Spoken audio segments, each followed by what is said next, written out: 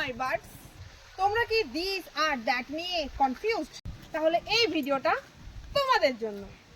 So my birds, যেটা নেয়ার সেটা দিস, আর যেটা ফার সেটা দ্যাট। দিস মানে ওয়ান থিং, দিস আর দ্যাট কিন্তু দুটো জিনিসকে বোঝায় না। দিস আর দ্যাট সবসময় ওয়ান থিংকে ইন্ডিকেট করে বা একটাই জিনিসকে বোঝায়।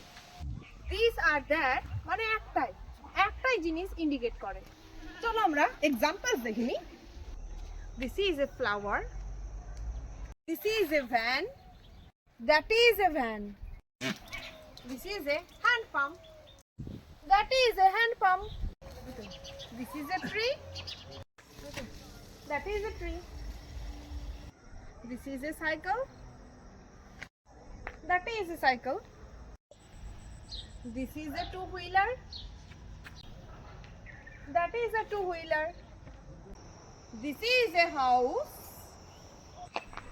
that is a house, this is a gate, that is a gate.